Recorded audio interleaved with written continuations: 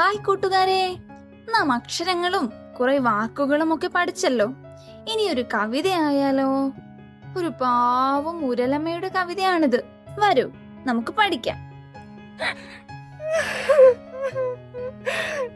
ഉരലമ്മേ കരയുന്നു, കരയാനെന്തതു ചൊല്ലു, ഉരിയാടാൻ മടിയെന്തേ ഉരലമ്മേ പറയില്ലേ.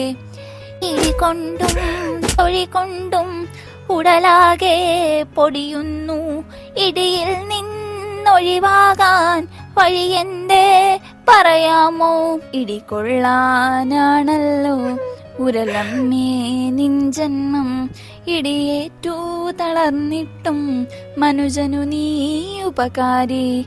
ഉപകാരം ചെയ്യുന്നോർക്കഭയം താൻ ജഗദീശൻ.